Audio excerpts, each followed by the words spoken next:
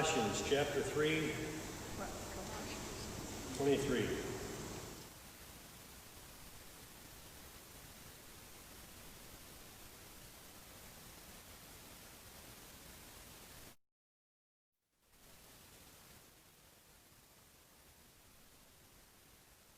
With this new cup we're going to attempt.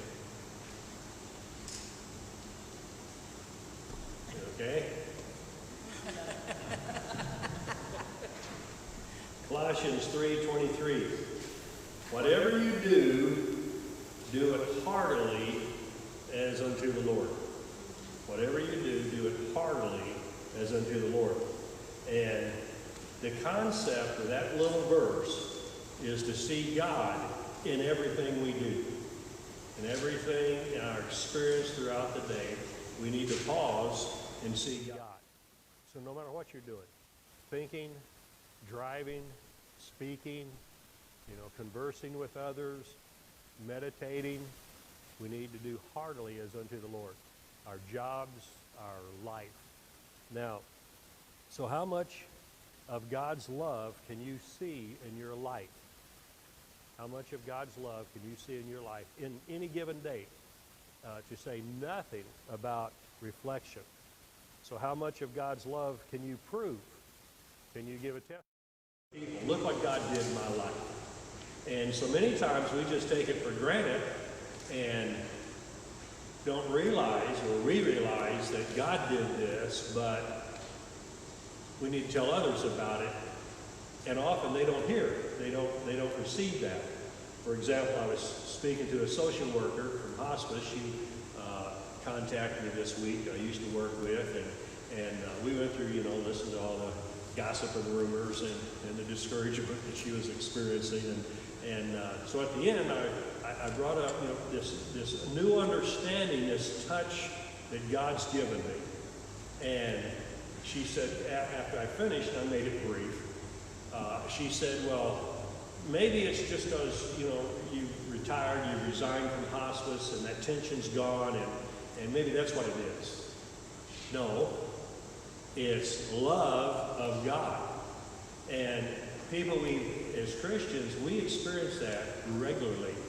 I mean, how many times do you just, in your life, in reflection, presently as well, that was really good. That was, you just realize life's good. You realize, thank God for people. Thank God for whatever in your life. That is a touch of God's love. Because God is love, and there's no love outside of God. There's sensation of love outside of God. But when we're, as a Christian, we need to understand, wait a minute. God just revealed himself again to us. See, as theologians have written for years, we have this, matter of fact, one author says, people believe that we're having an experience, that we're natural, having a spiritual experience. But in reality, we're spiritual, having a natural experience. Well, you got to get real heavy to get into that stuff, okay? I mean, it's just you and God. Well, no, because we're in real life. But it is just you and God. But it's not a heavy, deep thing. It's an everyday thing. And when you sense love, when you sense appreciation, when you sense something good, it's of God. The book of James says every good thing comes down from the Father of lights. So in my life, when I thank God, whenever there's something good in my life, I thank God. And whenever there's something bad happening in my life, I don't blame God. I just know it's in the world, and I'm in the world without other world, and these things happen. It rains on the just and the unjust. So I don't attribute anything bad to God. But I attribute everything good to God. That's biblical. And so when we realize that, and all of a sudden, how many of you are enjoying the seasons and the trees? I'm stopping in my tracks looking at, here's this tree that just looks like it's on fire. It's like, wow, and it was just green a month ago. Look at it, it's like, that's God. Well, no, you see what really happens. There's a sugar in it. I don't care how it happens. God did that. And we appreciate God for that. By the way, yesterday, I'm driving down 14 coming into town, and out there by the cemetery, and a bald eagle flies by. Low. I mean, I've never seen an eagle that close in flight. And it's like, oh my goodness. And I wanted to chase him and see if I get a picture. And I went, no, I just thought, thank God. I mean, thank God. And that made me think of our nation and our flag. And I thank God. And then you just realize God is good. And God has given America and given us Christians. And God has given the world goodness. And so every good thing in our life, don't just think of God, but think of God moving in your life.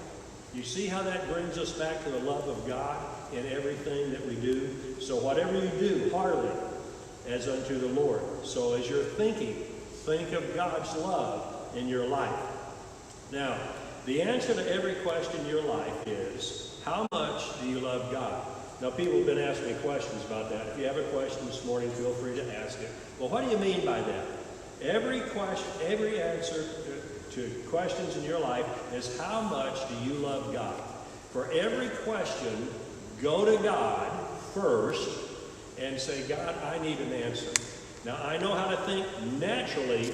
I know how the past, I know what, statistically, I know all that, yes. But I want to back up before I get into all that, and I want to say, God, your love will lead me. Your love will guide me.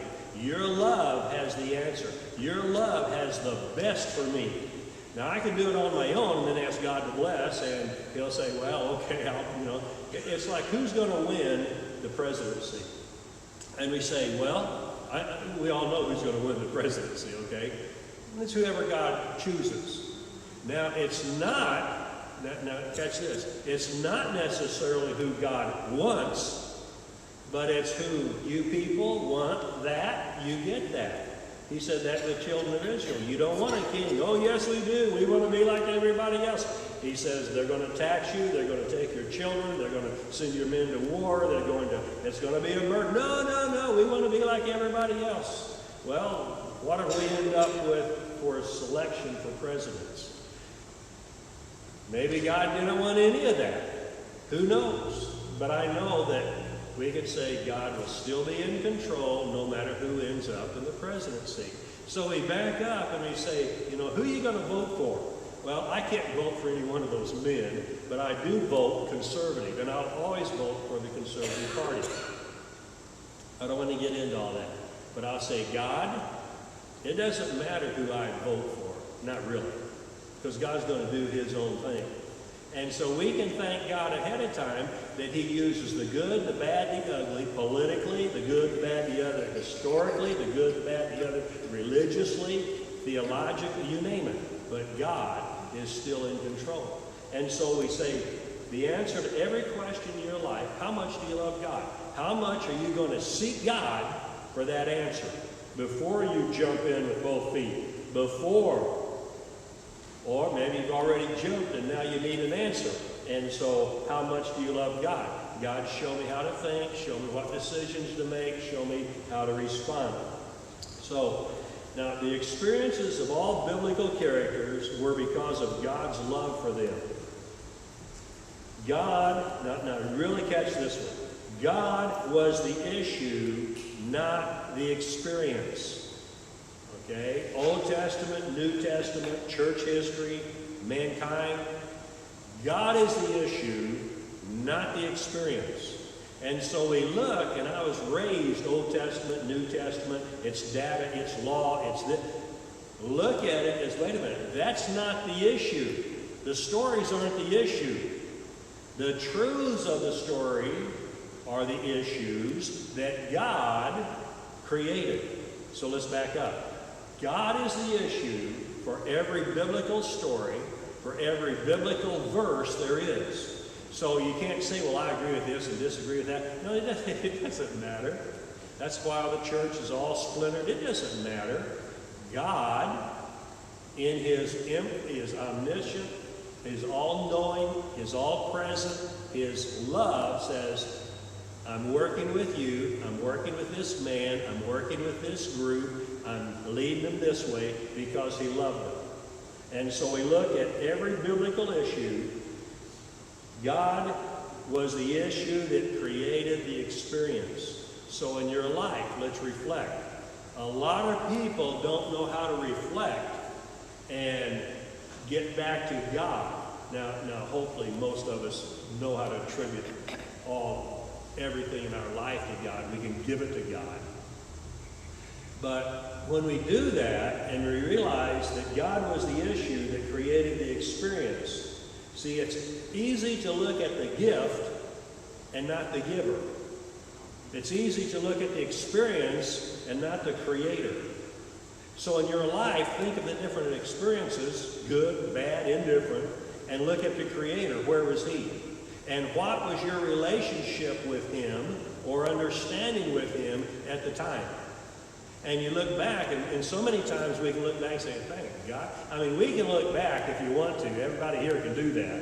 You look back and realize God was in my life, and as young as I could start thinking, as young as I can remember, God was there. But then also we look back and say, where was God in a lot of situations? I don't know. But you know that God was there. And so as you look back and say, what was the experience? And what did God want in that experience? What did God want me to understand in that experience? How is God developing me to make me who I am today? And that's how you can look at your life. So God was the issue that created the experience. You know, so often we remember the who, what, when, where, why. Start there. Who, what, when, where, why. Okay? Do that. Write that down this afternoon, this week. Play with that. Who, what, when, where, why. And you go back, where was God? But here's the question. God was always there. You know, I like a story, and I know I've heard it, told it before. You know, the old couple, he's driving the old pickup truck, and she's sitting over there, and she says, honey, remember back when we used to sit side by side, you'd put your arm around me? He said, yes. She says, well, why don't we do that anymore? And he says, I haven't moved. You know? And so we know where God was. He hadn't moved. It's how close were we or not to hearing him, to listening to him, to understanding his will in our life. So go ahead and play with the who, what, when, where, why. But go back to the who. Where is God? What, when, where, why? Where is God? What, when, where, why? In every event in your life, up till now, where is God now? Who, why, when, where, why? So every recorded experience was to establish the preeminence of God in their lives, in the life of line of history. So I'll say that again. Every recorded experience in the Bible was to establish the preeminence of God in their lives. They obeyed God and they were blessed. They disobeyed God and they were cursed. We have that today in Israel. They disobeyed God, and to this day they're still being cursed by the people he said to get rid of. And so God does love the whole world. He gave his son for the whole world. But then he also said, and this is the way you're to live, because I created you. He says, I got the right. Come to my son, but back with the children of Israel before Christ, obey the law, do this. They disobeyed, and to this day, children of Israel are cursed by the Palestinians, by all the countries around them, and God said, purge them, get rid of them. And people find that hard. People say, well, God couldn't be that. God's a God of love. Love demands discipline. Love demands obedience. Love demands, when we raise our children, you love them, and so you guide them and you instruct them, and you say, you do this, do not do that. Do this, you're blessed. Do that, you're punished. And God is the same way. We're made in the image of God. All the truths in our life are after the image of God. And so what's happening, he's establishing his preeminence in our life. In the Old Testament, the New Testament, he's establishing when they obeyed God, they were blessed. When they disobeyed God, they were cursed. So take any example in the Old Testament or the New Testament, and we cover 4 areas with the preeminence of God. Then we'll go back and take some examples. The reality of God, the creativity of God, the reliance of God, and the revelation of God. Now, in our life, and you can take that handout, take it home, and say, okay, I'm going to look at that in my life. I'm going to overall say, okay, where was the reality of God in my life during that time? You can take it by decade if you want. Or take it by major events if you want. And where is the creativity of God in my life? Where was the reliance of God in my life? How much did I rely on Him or not rely on Him? And how about the revelation of God in my life? All right, so let's look first of it. You can take any Old Testament character. I mean, anyone. You take Paul, you take Saul, King Saul. You can take David. The reality of God choosing David, a kid sitting out on the hill watching the sheep while his brothers and family were in with a holy man and doing, and God didn't forget about David out there by himself. You ever feel like God's with the elders and the holy men and you're out there by yourself? God knew that. The creativity was, God was creating in David before David even knew it. And how about that in our life when God's creating in our life and we don't even know it, but He's there? Well, we look back and we say, oh, I can see that now. Well, can you see it now in your life? How about, and that's the reality of God. The reality was God was always there. And now you look back and you can see that. Well, the reality, and you know that today. You know God's with you. You know God's here with us. You know God is going to be, see, the reality of God. And then how about the reliance of God? See, the reliance on God takes us into a faith realm. Scripture says faith, hope, love, the greatest of these is love. Yeah, but you have to have faith, and you have to have hope, and then you have love, and then you realize your faith was because of His love. See, it starts and it ends with love. And we need to understand that. We need to realize that. So the reliance on God. And then the revelation is, oh my God has always been there. The revelation is, how many times we look back and say, thank God. He took me here. He had me make that decision. When I used to teach at Monroe Community College, I'd say now, I was teaching on relationships, death and dying. And I'd say, now, all the songs, you're my only, I'll die without you. And I'd tell the girls, the women, I'd say, look, gals, if you think there's one guy and he's your life and you can't live without him, you're in trouble. Let me explain to you.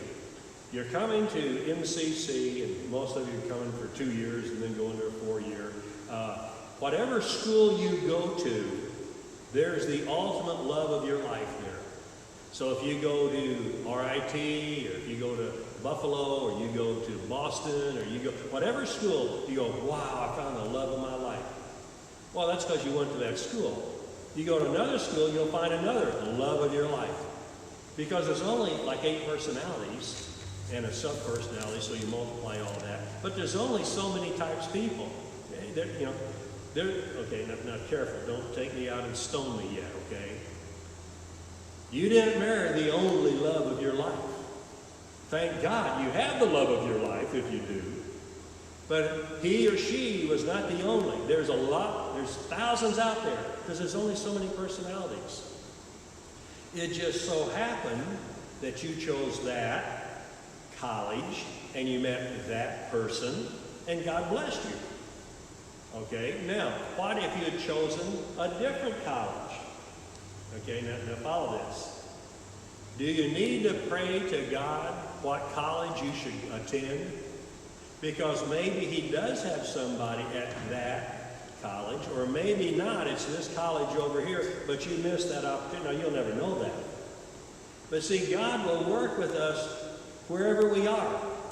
And it's like this permissive will of God versus the perfect will of God. And there's lines like a target, okay? And so God will allow us to live within his permissive will. You know, we all do. We fluctuate within these radiants. But the closer we get to God, the more liberty we have with God, but the more confines we have from the world. Okay? God will let us live out here. And out here is guilt, and out here is striving, and out here is failure and success, and all this fluctuate. But the more we center to the perfect will of God, now we can't live there. I don't know anybody that lives there. Somebody tells you, I always live in the perfect will of God. They're ignorant. No, we don't. We're not going to be in the perfect will of God till we see Jesus face to face. But there's times, and you know them, you were in the perfect will of God. And it was so good, you say, I'll never leave it. I want to stay here. I want the afterglow of God. It's so good. And you say, now what happened is you got real close to the perfect will of God.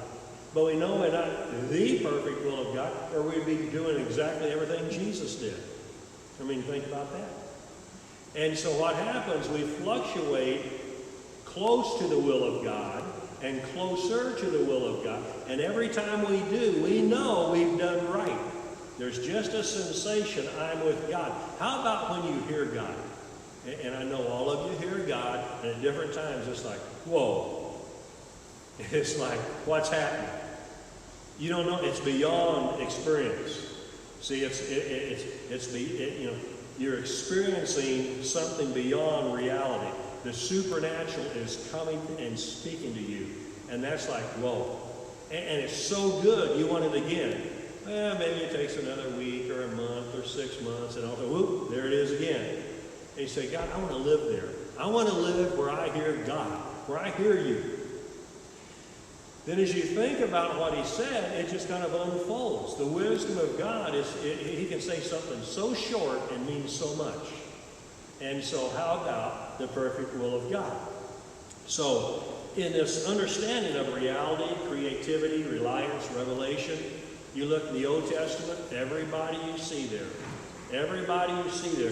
one of these issues, if not all four, were working in their life as an example for us. All Scripture is given for an example for you today, for us today to live by. God did it to them, to him, to her. I've learned this truth. God's doing it to me, to us. Okay, that's why the Bible is written. Okay, now, every experience in your, so Old Testament, I mentioned Saul, but you can go with anybody, anybody. And we always look at the big, exciting Elijah and Elisha, and let's move to the New Testament. Anybody in the New Testament, God was showing his preeminence in reality to them. Creativity, reliance, revelation. Take anybody. I mean, I'm going to mention Mary Magdalene, and what was the reality of God in her life? Well, she was listening to Jesus, and she was the first one at the tomb that Jesus appeared to, and she should have probably, in all religious aspects, been the least and the last that Jesus would appear to, because she was a woman of sin. She was delivered of demons, and so why didn't Jesus appear after the resurrection to Peter, or to John, or to any of the disciples? But instead, he left the biggies aside, and he appeared to somebody who really thought she was the least. I mean, you ever think you're less than other dynamic Christians? You ever think that, but other people? No. God looks at his creation. God looks at you as through the lens of his love. And he appears to you when he'll appear to nobody else. I've seen that over, and this always amuses me after messages. Always amuses me. It's like, Melissa and Kevin, they don't know, they don't have any idea when they minister to me. And I give out, but I like listening to them. I'll say, whoa, I needed that. And they don't know that I go back to my office saying, I needed that. I keep their hand out, Melissa's hand. I was looking at this thing. That's worship is a true, it's true armor. Worship, I needed that. Well, what happened? The Spirit of God ministers through His Word, ministers through the stories, ministers to our spirit, because we're one body, but yet God can minister to us individually. And so I always get a kick out of this when people say after a message, wow, I really needed that. I need. We have one man that comes, he hasn't been here for a while because of the virus. And he'll say, you've been following me around all week? And I mean, he'll point out these, 4 things like, I needed that. God, and he's even said this too, God gave you that for me. No, he didn't. But he'll apply that to you, but he'll apply the same truth to everybody else in different applications. That's how good our God is. That's how great our God is. You see the revelation of Him. And so every experience in your life can establish the preeminence of God in your life. Now, how much of God's love is reality in your life? Now I want to reflect on this and then open this up for discussion. Reality of God in your life, creativity of God in your life, reliance of God in your life, and revelation of God in your life. Now, my wife likes this comment God gave me years ago. I was given a sermon. My first wife involved 5 states to meet her. Okay, she was in Williamson, New York, going to Hope College in Michigan, taking a class at Ball State, Indiana, and my sister was in Springfield, Missouri, taking a class in Ball State, and I was in Texas, so that's really, I was in Texas, and my family moved to Indianapolis, and so I went on an undeserved leave. I knew the clerk of the county company, and I said, give me another leave. And so I went home, and 5 states were involved, 7 locations, but 5 states. And God connected me and my first wife. And then, after the death, and after Kathy's husband's death, and she lived across the street, kind of catty-corner, but still. And so God gave me this word in the sermon. God can find your love across the nation or across the street. Isn't that neat? That's like, we love that saying, because God did that. God did that in our life. And so, Kathy was in grief over the loss of her first husband, and she's sitting out on the porch late one night with her sister, and her sister says, I just know God has somebody for you. Now, you don't want to tell that to somebody who just lost her husband or wife, okay? Don't go there. We were all told that, yeah. Don't say that. But Sharon did. And Kathy says, oh yeah. Oh, she says, even here, right here in the town. And Kathy says, oh yeah. God's going to find me a husband in Hall, New York. A little bird, it has a stop sign. And God did. God did. We'd never seen each other. I'd seen Jerry, I'd wave at Jerry, he'd wave at me. Never talked to Jerry. Never saw Kathy. Our kids knew each other. Across the nation or across the street. God loves you.